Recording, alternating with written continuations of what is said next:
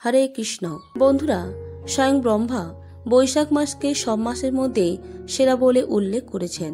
শাস্ত্রে বলা হয়েছে, বৈশাখের মতো কোনো মাস নেই, সত্যযুগের মতো কোনো সময় নেই, বেদের মতো কোনো শাস্ত্র নেই এবং গঙ্গোত্রীর মতো কোনো তীর্থস্থান নেই।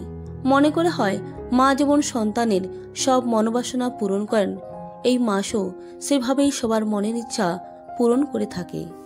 আজকের ভিডিওতে শ্রবণ করব বৈশাখ মাসের ধর্মীয় গুরুত্ব, এই মাসে কি করবেন এবং কি করা উচিত নয়।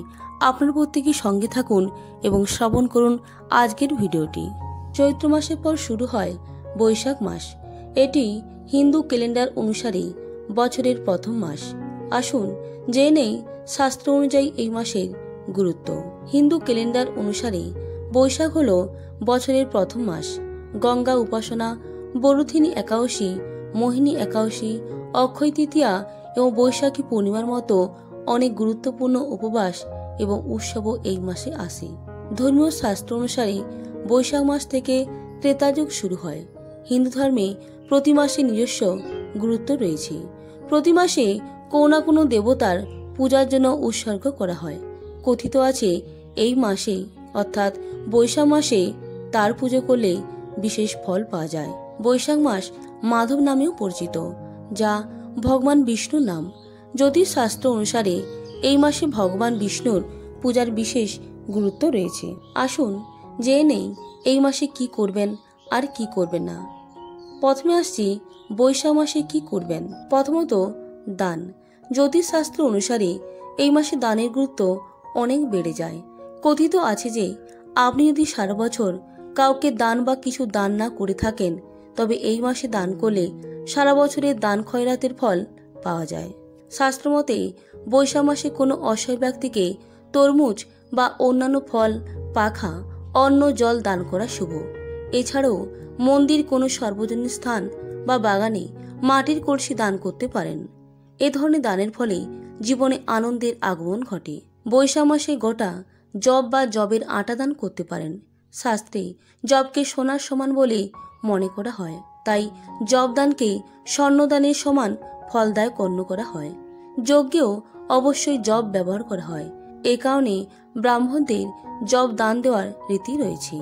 বৈশাখ মাসে কোনো অসহায় ব্যক্তিকে নতুন চটি জুতো দান করতে পারেন।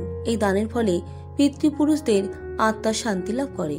বৈশাখ মাসে পশু পাখির খাবার জলের ব্যবস্থা, অভাবীকে ছাতা, গরমে দুস্থদের পাখা, জুতা ও চপল দান করা, বিশালাকার গাছের সেবা করা উচিত। 10,000 রাস্য যজ্ঞ করলে একই ফল পাওয়া যায় বলে বিশ্বাস করা হয়। এবার আসছি স্নান। হিন্দু ধর্মে স্নান ও দানের বিশেষ গুরুত্ব বলা হয়েছে। বৈশাখ মাসে পবিত্র নদী, জলাশয় বা পুকুরে স্নান করলে মানুষ শুভ ফল লাভ করে। এই দিনগুলিতে সূর্যদেবকে জল নিবেদন এবং প্রবাহিত জলে তিল ভাসিয়ে দিলে শুভ ফল পাওয়া যায়। জ্যোতিষ শাস্ত্র অনুসারে এই মাসটি মাধব নামে পরিচিত, যা ভগবান বিষ্ণু উদ্দেশ্যে উৎসর্গ করা হয়। কথিত আছে, এই মাসে ভগবান বিষ্ণুর পূজার বিশেষ মাহাত্ম্য রয়েছে। এই মাসে ভগবান বিষ্ণুর উদ্দেশ্যে তুলসী পাতা নিবেদন করলে শুভ ফল পাওয়া যায়। বলা হয়, এই মাসের মতো আর কোনো মাস নেই। শ্রাদ্ধ। কথিত আছে, এই মাসের অমাবস্যা ও পূর্ণিমা তিথিতে পিতৃপুরুষকে তর্পণ ও পিণ্ডদান করলে পিতৃদোষ থেকে মুক্তি পাওয়া যায়। কথিত আছে যে, এই দিনগুলিতে পূর্বপুরুষদের আত্মার শান্তির জন্য প্রার্থনা এবং উপবাস করা উপকারী। এবার আসছি বৈশাখ মাসে কি করা উচিত নয়। জ্যোতিষ শাস্ত্র অনুসারে বৈশাখ মাসে মাটিতে ঘুমানো এবং একবারে খাওয়া উচিত। এতে সকল প্রকার রোগ ও দুঃখ দূর হয়। বলা হয়, এই মাসে নতুন তেল ব্যবহার নিষিদ্ধ। এমন অবস্থায় তেল না লাগালে ঠিক হয়ে যাবে। শুধু তাই নয়, এ মাসে তেল ও ভাজা জিনিস এড়িয়ে চলতে হবে।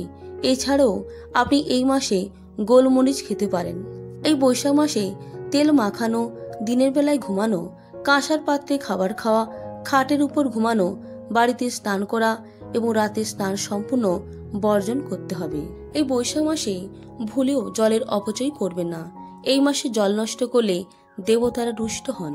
বন্ধুরা, তাছাড়াও এই মাসে ভগবান বিষ্ণুর পরশুরাম, নরসিংহ, কুর্ম, বরাহ ও বুদ্ধ অবতারের পূজা করা হয়। প্রতিদিন 11 বার ওম মাধবায় নমঃ মন্ত্রটি জপ করবেন। এতে করে সংসারে যাবতীয় কষ্ট দূর হয়। এই ছিল আজকের ভিডিওর মূল আলোচ্য বিষয়বস্তু। প্রত্যেকে ভালো থাকবেন, সুস্থ থাকবেন। নমস্কার, ধন্যবাদ। ঈশ্বর আপনার মঙ্গল করুক।